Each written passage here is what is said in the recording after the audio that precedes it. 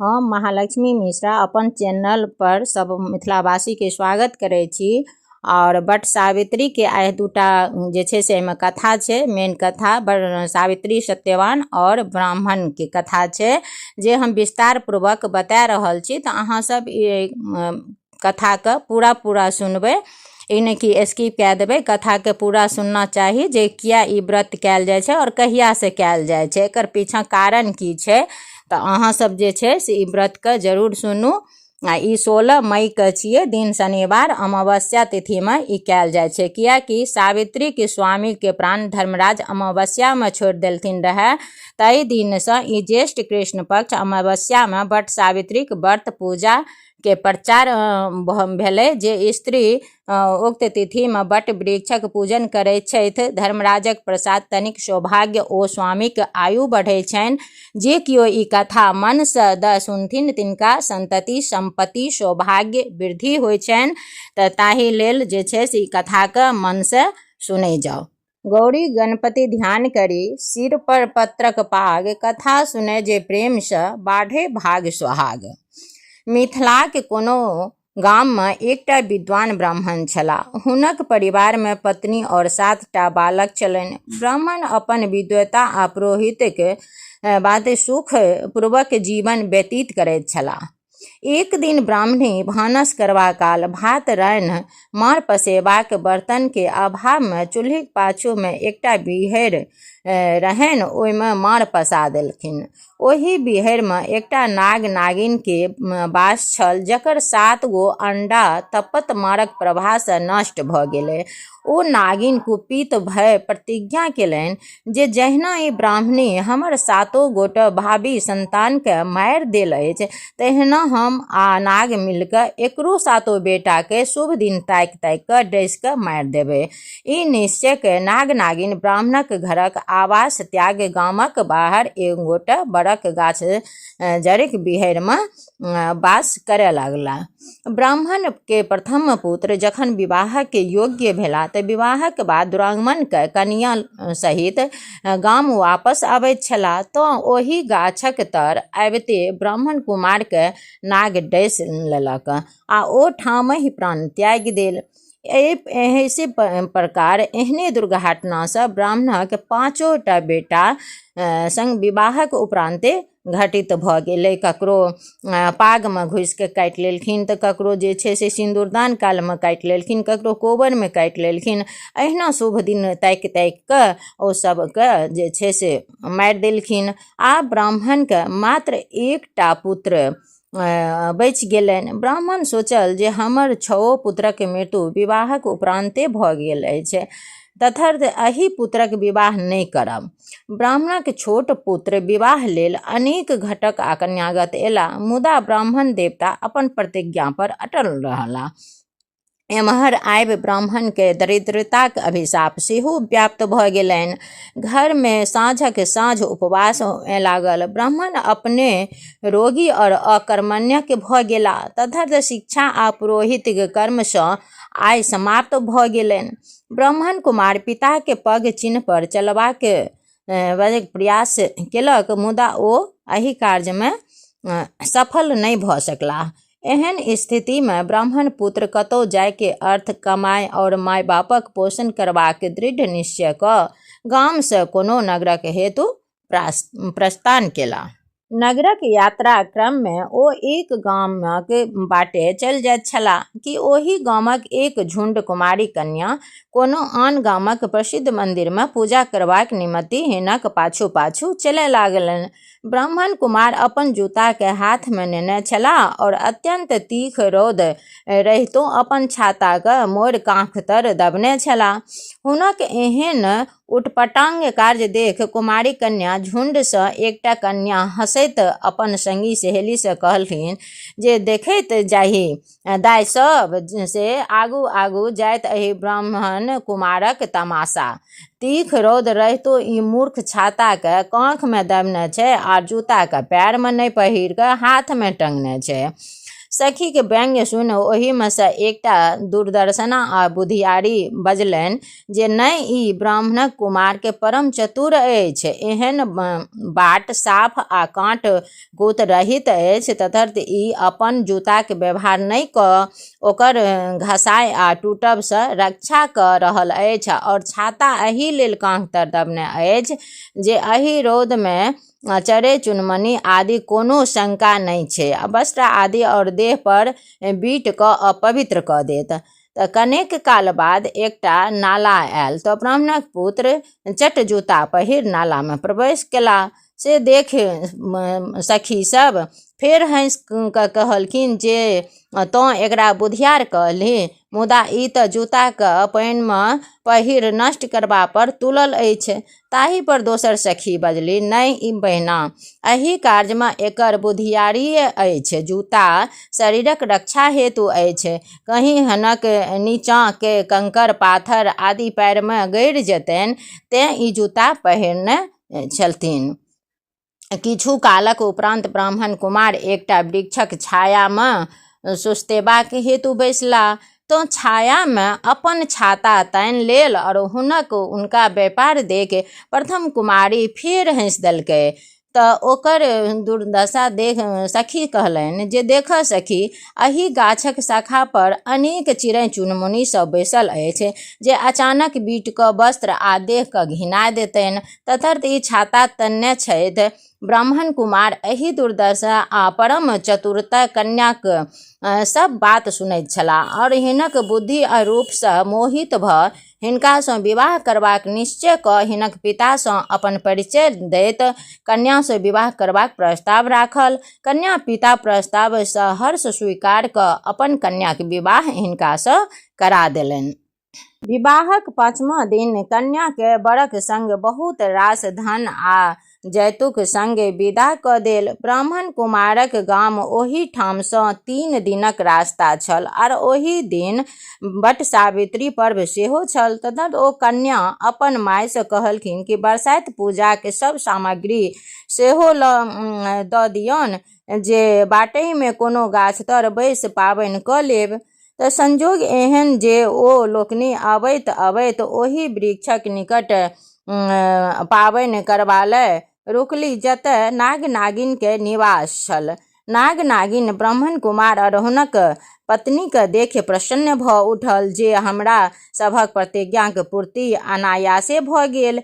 एम्हर ब्राह्मण कुमारक नवोढ़ा पत्नी ओहि गाछ तर पूजा करबाक निमित्त सामग्री सब पसारय लगली। तऽ चट दे नाग अत्यंत लघु रूप धारण कऽ पूजाक सामग्रीसँ ओ खीरोदनीमे प्रवेश कऽ गेलनि जे अवसर अपने कुमारके डसि लेब। नागक ई कार्य कुमारक पत्नी देख रहल छली।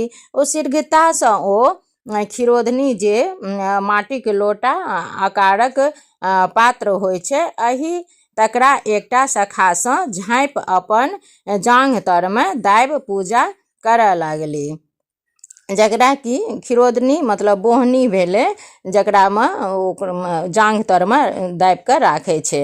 एहि प्रकारक नागक प्राण संकटमे देख नागिन भयातुर भऽ ब्राह्मणीसँ हाथ जोड़ि कऽ कहय लगलखिन, कानय स्वरमे अपन वर मांगल। नागिन के आतुरता निरख ओ कन्या बजली जे ज्यों तो हमर मर दे और अपन वर ले।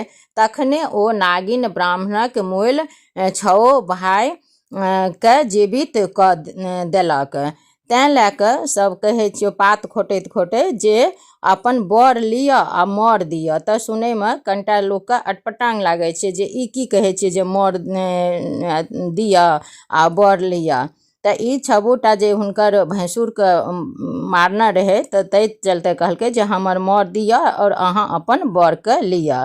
तखन ओ नागिन ब्राह्मणक मूल 6 भाई के जीवित कऽ देलक। तखन ओ कन्या सेहो नागके छोड़ि देल और 7 भाई एके संग विदा भेला। ब्राह्मण कुमार 7 भाई घर पहुँचला और हुनक माय सबके परछ हुलछ कऽ घर आनल। ताहि दिन एहि कथाक समाप्ति पर पूजा लग बैसल सब स्त्री अपन अपन माथ पर सँ जे बड़क पात नेने छली तकरा उतारि ओहिके खोँटी खोँटी मर दे काही आगूमे और बर ले कही पाछूमे फेंकय लागली। पूजाक विसर्जन भेला पर एतबे कुमार भोजन कराओल गेल।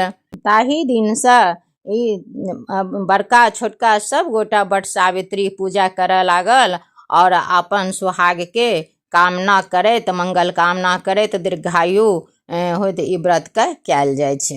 एहि बट सावित्रीमे 2टा कथा होइ छै, तऽ एकटा ब्राह्मण ब्राह्मणी कथा कहलहुँ, आब दोसर कथा छै सावित्री और सत्यवानके। तऽ भद्र देशक महाराज बड़े धर्मात्मा प्रजापालक अस्पति छलाह। तिनका कोनो संतान नहि छलनि। से महाराज महारानी मालविक अनुमति पाबि वन जाय पराशर मुनिक उपदेशसँ गायत्रीक अनुष्ठान केलनि। गायत्री देवीसँ बड़ लाभ कऽ राजा राजधानी अयला पश्चात हुनका एक कन्या जन्म लेलथिन। सावित्रीक अनुष्ठानसँ कन्या जन्म भेलै तऽ ओहि कन्याक सावित्रीके नाम राखल गेलै। परम सुंदरी सर्वगुण संपन्न सावित्री राजकन्या सुशीला छली। हुनका माँ महारानी मालवी बाल्यावस्थासँ लिखा पढ़ा, उत्तम उत्तम उपदेश और गृह परिचर्चा आदि स्त्री धर्मसँ सुशिक्षित कऽ लोकक हेतु एक आदर्श बना देलथिन। बाल्यावस्थामे बालिकाक मनमे जे अभ्यास नीक अधलाह करा देल जाइ छै से स्वभाव हुनका जन्म भरिक हेतु उन्नति अवनति, सुनाम दुर्नाम, यश अपयश देनहारमे जाइ छै। सावित्री जखन बालिका छली ताहि समयसँ माँ हुनका पति भक्ति, सास ससुरक सेवा, माँ बाबक आज्ञाकारिक ओ गृह परिचर्चा कुशलता तेहन अभ्यास करा देलथिन जे आगू जायसँ सब गुण सावित्रीके सर्वदाक हेतु सुखकारक भऽ गेलै। सावित्री अपना माँ बापके एक संतान छली, जे कारण ओ माँ बापके तोहिन दुलारी छली जे भोजन शयन भूषण बसन आदि दुर्लभ राशि सुख हुनका सतत प्राप्त रहै छलनि। परम सुख भोगमे सावित्री अपन बाल्यावस्थाके व्यतीत केलनि। जखन विवाह योग्य भेली तखन हुनका माँ बाप सुयोग्य वर निमित्त महाराज कुमार सभे बहुत अन्वेषण केलनि, किंतु सावित्रीक अनुरूप सौंदर्य ओ सर्वगुण संपन्न वर कतहु नहि भेटल छला। पश्चाताप हुनका माँ बाप सावित्री एहिके अपन योग्य पर ताकि लेबाक आज्ञा देलथिन। जखन बहुत दूर चली गेली ताहि ठाम एक तपोवनक सान्निध्य गुमुत्सेन महाराज जनिक राजहरण भऽ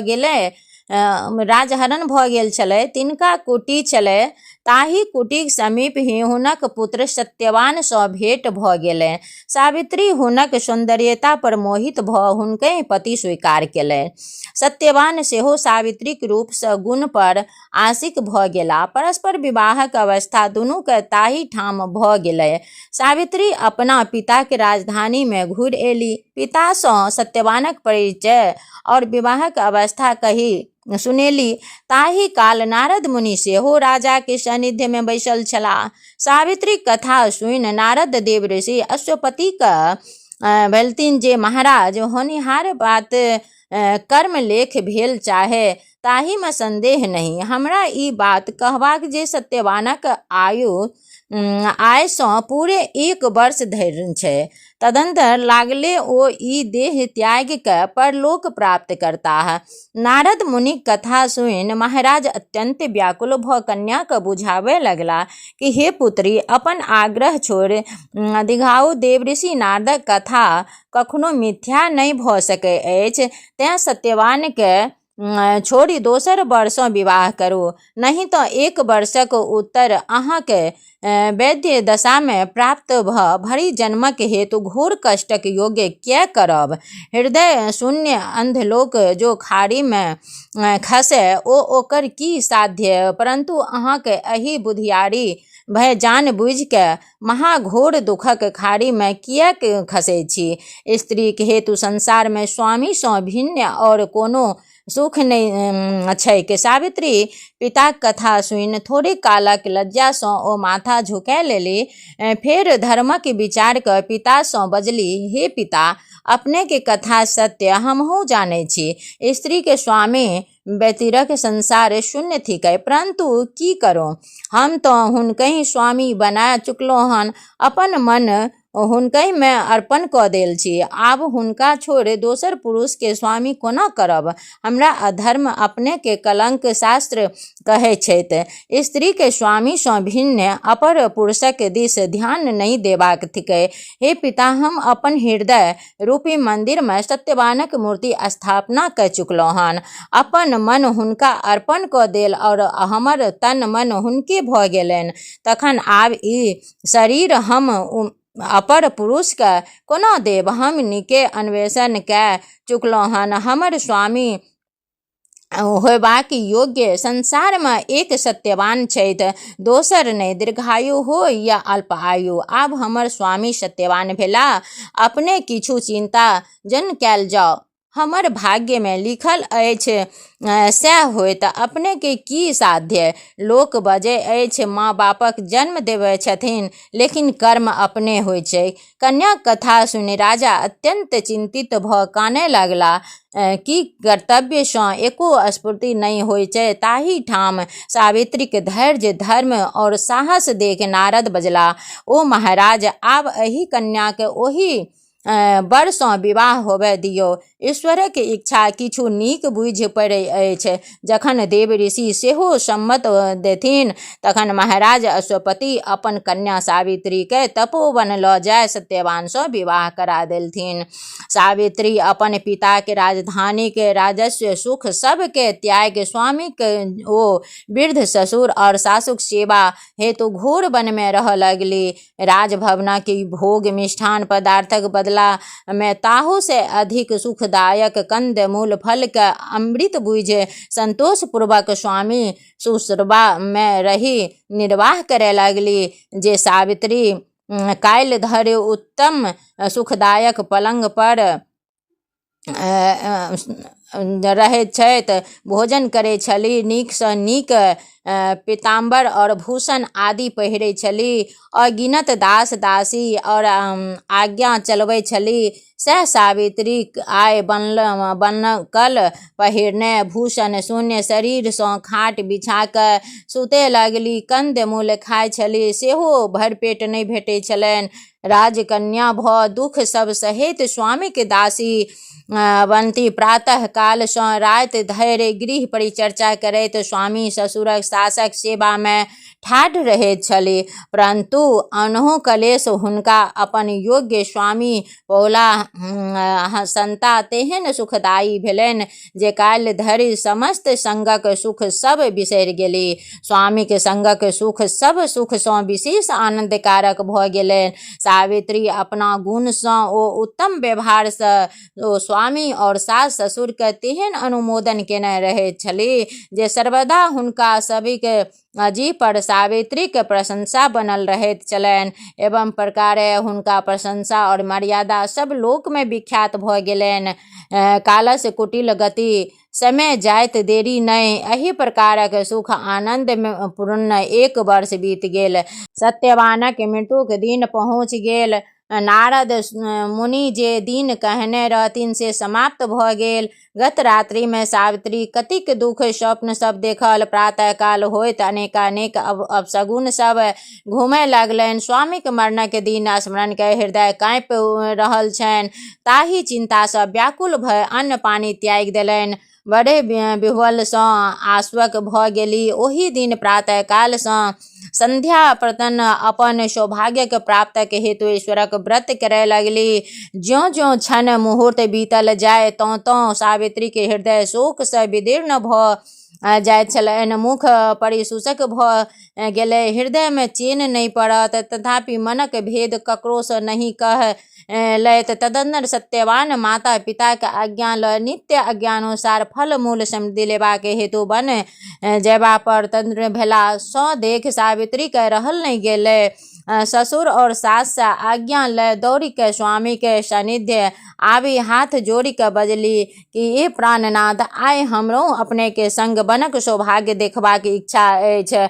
अनुग्रह के हमरा हुन अपन संग बन ले चलू। सास ससुरक आज्ञा हम तो ले एलहुँ हन, केवल अपने के आज्ञा के प्रतीक्षा अछि। सावित्री के प्रार्थना सुनि सत्यवान हुनका वनक भयंकर मार्ग और जीव जाति जंतु सभक भय तथा और आन बान अनेक प्रकारक वनक दुख सुना कऽ वन जेबासँ निषेध केलथिन, परंतु सावित्री नहीं मानलथिन और हाथ जोड़े फेर बजली कि हे प्राण से हे नाथ, हे हमरा शरीरक ईश्वर, अहि दासी के आइ अवश्य साथ ल चलल जाय। जखन अपने हमर रक्षक ओ स्वामी संग ही में रहत तहन हमरा कथुक भय किएक होइत।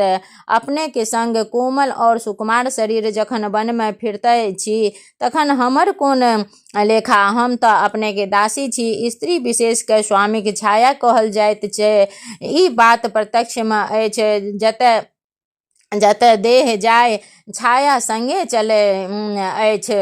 हे प्राणेश्वर, अपने के संग हमरा कोनो प्रकारक कष्ट नहीं होइत अछि। स्त्री पुरुषक अर्धांगिनी थिकी, दोनों सुख दुख एक ही में मिलै छै। हे बल्लभ, आइ हम अपने के वन अकेले कदापि नहीं जाय देब। जतऽ जतऽ अपने के जेबाक अछि ताहि ठाम हमहूँ संग ही जायब आ संग ही रहब। एहि प्रकार जखन सावित्री बहुत कहलथिन तखन अंत में सत्यवान के प्रिया कथा माने पड़लनि। उपवास खिन्न शरीर भ सावित्री स्वामी के संग वन के विदा भेली। जते जते जखन घोर वन के बीच सत्यवान पहुँचला तखन सावित्री का परेशान देख हुनक मुख ओ छातीक पसीना अपने हाथ से पोछि ताहि ठाम प्रिया के एक बट वृक्ष तर छाया में बैसा देलनि और अपने कुठार से जरावन काटे लगला। जरावन कटैत कटैत संध्या भ गेलै। ताहि काल हाथ में तेहन व्यवस्था जे ताहि सँ व्याकुल भ सावित्री के शोर करे लागलै कि प्रिय दौड़ू दौड़ू, हमरा धैर्य सम्हारू, ई व्यथा सँ हमर प्राण बाहर भेल चल जाइए। एतेक कहैत विघ्न भ खसि पड़ला। सावित्री स्वामी के एहन दशा देख अत्यंत व्याकुल भ अर्धनाद सँ रोदन करैत दौड़ली। स्वामी के कोरा में उठा ताहि बट वृक्ष के छाया में जाहि ठाम स्वामी हुनका बैठा गेल छलथिन ओहि ठाम एला। अपन साड़ी के फाड़ि भूमि में बिछा ताहि पर सुता देलथिन। हुनक माथ अपना कोष में रखि रोदन करैत विलाप करे लगली कि हे प्राणेश, हे प्राणाधार, अपने कते चल जाय छी। आब हमर कोन दशा होइत। हम अपने के बिनु निराधार भ एहि शोक समुद्र में कोना जीव। अब हमरा स्वामिक सेवा व्रत अछि, एहि पति व्रतक भंग किया करे छी। हमरो अपना संग लेने चलू। शरीर व्यतिरेक देहक शोभा कोना होते। हे नाथ, अपने के बिनु हम अनाथ भ जकर ही लग ठाढ़ होयब से हमरा अभागल कहत। दूरा दूरा लेट ओ घृणा करता। हे हमर प्राणनाथ, पर ध्यान दे। एहि दासी के संग ही ले चलल जाय जे परलोक में पतिक सेवा व्रत निमाही ओ सुख पूर्वक एहि एवं प्रकार स्वामी के मुख तकैत छाती पर हाथ देना झरना के समान लोर बहैत अपन आर्तनाद सँ ओहि वन के गुंजित कय रहल छथि। ताहि काल धर्मराज गदा और फांस हाथ में लेने ओहि ठाम पहुँच ही गेला। सत्यवान सानिध्य ठाढ़ भ हुनक प्राणक हरणक विषय में किछु तारतम्य करैत छलाह कि ताहि समय किछु तेजक प्रकाश देख सावित्री आँख उठौलनि। महाभयंकर श्याम वर्ण एक महापुरुष के सत्यवान प्राण हरण करबा में उद्धत भ देखैत भेली। प्रथम हुनका देखतहि भय सँ शरीर कंपन भ गेला।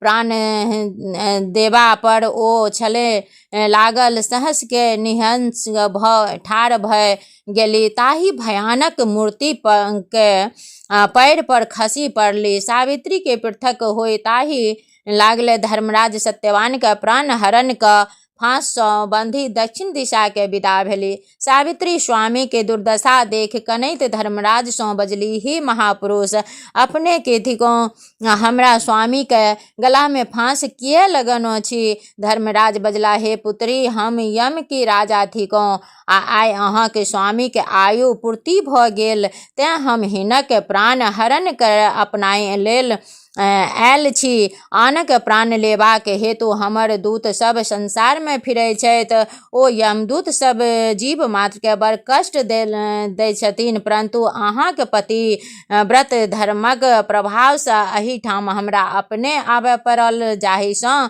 अहाँके स्वामी के हम सुखपूर्वक स्वर्ग लऽ जेबै। अहाँ कोनो बातक चिंता जन करू, अहाँ अपन आश्रम में जाओ, आब एको क्षण एतय आर्य के जाहि सकै छी। सावित्री बजली, हे धर्मराज, एहि दासी पर दया कैल जाओ, एहि अबला के शोक समुद्र में जनु डुबाओ, हमरा स्वामी के प्राण छोड़ देल जाओ, हमर एहि प्रार्थना के स्वीकार कैल जाओ। यमराज बजला, हे सावित्री, अहाँ अज्ञानी जिनका किएक बजै छी? ई कोना होइत जकर आयु पूर्ति भ गेलै से कोना रहि सकैत अछि? एहि में हमर की साध्य अछि? विधाता के लिखल कर्म रेखा के मेटा सकता? सावित्री बजली, हे धर्मराज, ई कथा किए कहै छी? अपने के सब सामर्थ्य अछि, बंधबो करी छोड़ दी। हे पिता, हम अनेक कक पुत्री थिकौं, हमरा स्वामी के प्राण लय पुत्री के वैध्य दशा के दुख भोग करैत कोना देखब? यमराज बजला, हे पुत्री, अहाँ के कहब सत्य, परंतु हम की करूं?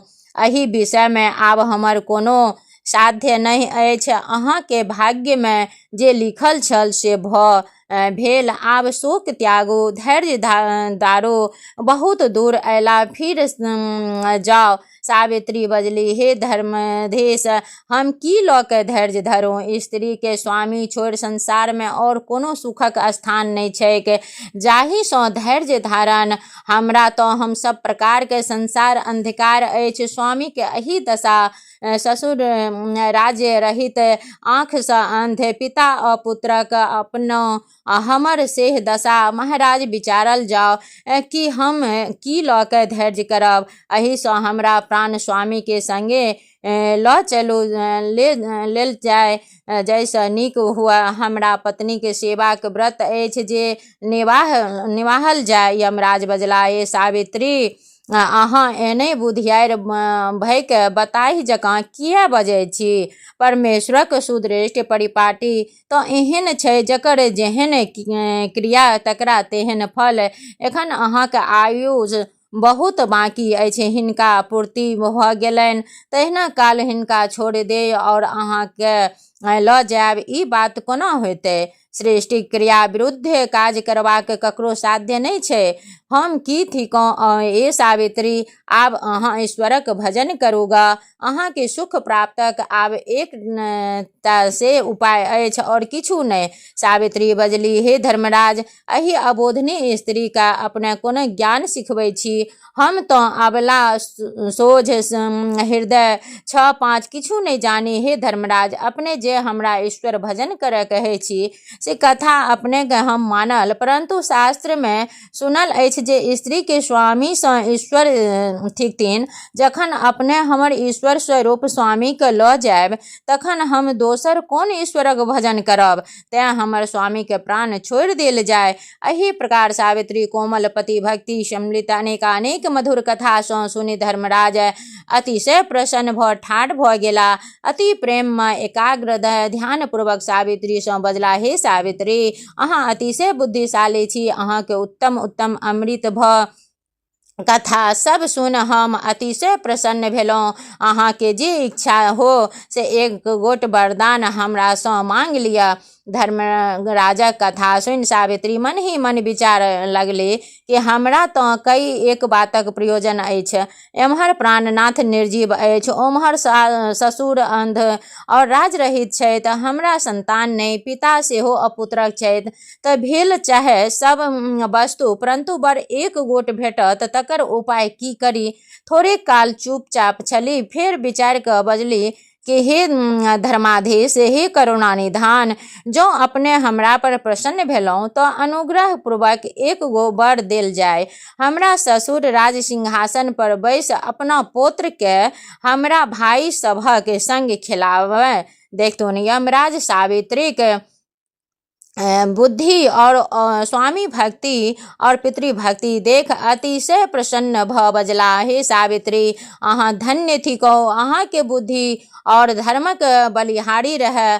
हम अहाँ के कथा सँ अति आनंद भेलहुँ। अहाँ के मनोकामना सबटा शीघ्र पूर्ति भ जाओ से हमर आशीर्वाद। आब कथुक चिंता जनु करी, सब आनंद और आनंद। सावित्री अभिलाषिक पूर्तिक वर पावे कृतार्थ में यमराजक स्तुति प्रणाम करे लगली। धर्मराज सत्यवानक प्राण फांसी से खोल ताहि ठाम अंतरहित भ गेला। सावित्री विदा भ ओहि बट वृक्ष तर घूरि के चलि एली। हिनका अहिबाती सत्यवान जीव के उठि बैसला। ओ सावित्री बजैत, हे प्रिय, आइ हमरा सुतल सुतल बड़ नींद पड़ि गेलहुँ, अहाँ उठा किया नहीं देल? बूझी पड़ैत अछि जे अहाँ हमरा निद्रा भंगक दोषे नहीं जगाओल। हे प्रिय, चलू चलू, राति भ गेल। कुटी में माता पिता चिंता करैत होते से साँझ पड़ैत कहियो घर सँ आबैत नहीं दैत छलाह, से ओ हमरा की कहता। सावित्री के संग ले सत्यवान अपना कुटिया क विदा भेला। बाटही में माता पिता कनैत कनैत चलि आबैत छलथिन। तिनका सँ भेंट भ गेलथिन। सावित्री के देखते हैं धूमत्सेन महाराज के सूझे लगलनि। आनंद सँ सब कुटी में आबि गेला। किछु काल लगलनि। धूमत्सेन महाराजक शत्रु राजा कोनो संग्राम में भारत गेल आ हुनका राजा प्रजा सँ वृद्ध मंत्री सब वन में आबि महाराज धूमत्सेन और सत्यवान सावित्री सबके राजधानी में लऽ जाय राज सिंहासन पर बैसा क राज दऽ देलनि। आनंद सँ राज करे लगला। किछु दिनक बाद सत्यवान सावित्री सँ एक बड़ा शूरवीर, पराक्रमी, धर्मात्मा और यशस्वी पुत्र जन्म लेलनि। सावित्री अपना पति व्रतक धर्म प्रसाद दू कुल के समुज्जल करैत 1 वर्ष धैर्य संसार में स्वामी के संग पूर्ण सुख भोग करैत गेली। अंत काल स्वामी सहित स्वर्ग चलि गेली। सुख पूर्वक स्वामी के संग स्वर्गवास करैत छथि। जे स्त्री सब पतिव्रत धर्मक पालन करैत छथि तिनका और यमराज सेहो त्रस्त रहे छथिन। ओ स्त्री स्वामी के संग दुहु लोक में अक्षय सुख भोग करैत छथि। सावित्री के स्वामी के प्राण धर्मराज अमावस्या में छोड़ि देलथिन। तहि दिन सँ ज्येष्ठ कृष्ण अमावस्या में बट सावित्री व्रत पूजाक प्रचार भेल। जे स्त्री उक्तक तिथि में बट वृक्षक पूजन करैत छथि धर्मराजक प्रसाद तनिक सौभाग्य और स्वामी के आयुष बढ़ैत छै। जे कियो ई कथा मन दय सुनती तिनका संतति संपत्ति सौभाग्य वृद्धि होइत। अंत काल धर्मराजक प्रसाद निर्भय रहैत।